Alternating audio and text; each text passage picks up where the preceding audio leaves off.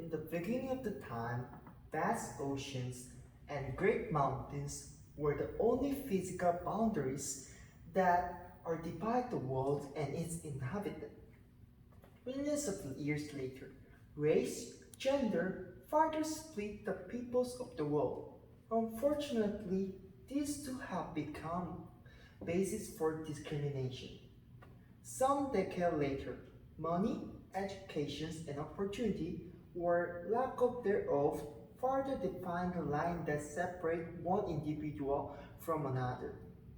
Ironically, despite technological advancement in transportations and telecommunication, which are believed to bring people closer together, the world we live in is more divided than it ever have been.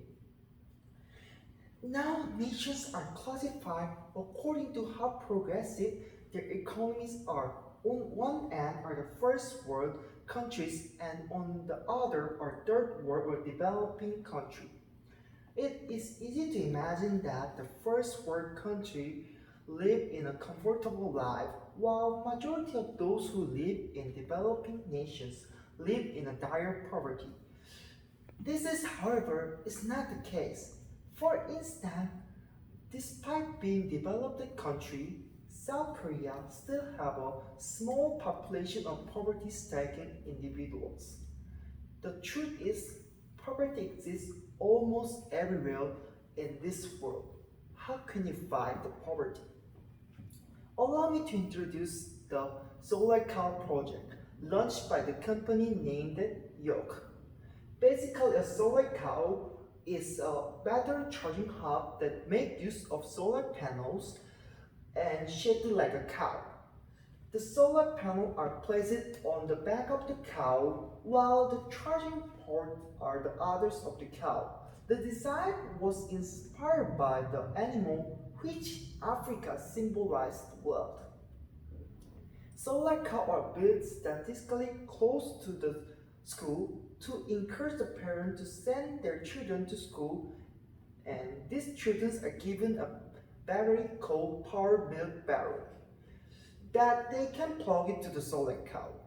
While waiting for the battery to get fully charged, the children attend a class at the school. By the time school finish, children go back home with a fully charged battery. The founder of the Yo made this solar cow just because she wanted the youth of impoverished African community to go to school instead of going to work. This project not only helped the poor community get sources of renewable energy, but also emphasized the value of education. If it were not for the solar cow, these children of impoverished communities in Africa most likely end up working. Thanks to the Solar Cow project, parents of this impoverished area are starting to realize the importance of education in their children's life. The future, in the future, hopefully the Solar Cow generation will bring a progress to their respective communities. To help the poor, I believe it is important that we change our approach to deal with the problem. For example, an easy and uninvented way of helping the poor is by donating money and food. And although very helpful donations alone are not enough to fight the poverty, because donating out food, money offer only temporary solution to the problem. It can be a disadvantage at the time. You see, when we simply donate, we are leaving them no choice but to become dependent on us. We also reinforce the idea that without us, the poor cannot fend for themselves. This is not to say that we stop donating entirely. Instead, I believe we have to provide other form of assistance. Maybe something that target the cause or causes of the problem, not just its symptom, like the lack of livelihood opportunities and education, which should be able to everyone. If We give these people opportunities for growth.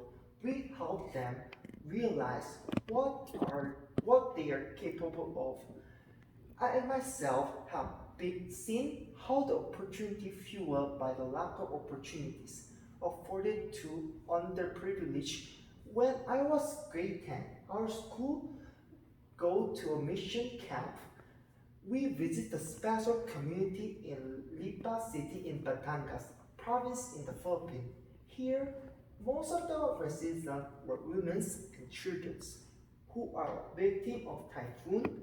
Most were jobless. Once we got there, we handled a family pack of related goods we brought with us. We also cooked for them. We played the kid and we also listened to the heartbreaking story of their parents. For a day, I and my classmates were able to interact with the peoples of the communities. When it was time to say goodbye, I have a mixed up feeling. I was happy that I was able to help in my own small way, but I also felt sorry, thinking that I could not help more because I was a student. I also realized how fortunate I am for living in a more convenient life than they do, yet I still complain whenever I don't get what I want, things that doesn't necessarily need it for survival. On the trip back home, I could not help but wonder how these people would survive in the next weeks and months once our food donation ran out. It was then I realized they need more than a donation. In the future, I hope to help the less privileged by creating opportunity for them. When I become financially stable, I will start a non-profit organization and enlist the help of other professionals who are volunteer to contribute their knowledge and expertise. I also have a similar project like Solar Cow, taking inspired from the Solar Cow project. This dream organization will provide a plot of land to the family who lives from hands to mouth. Basically, organization will give family a variety of seed that they will plant it on a pot. The family will then cultivate their land to grow crops. Once the crop yield fruits and vegetables, the family can sell the majority of their harvest while keeping some for their food. Depending on their earning, family will give a percentage of their profit to the organization as a payment for the land. Eventually, after some years, they will own this plot of land. Other than this project, the organization will also build a school for the communities.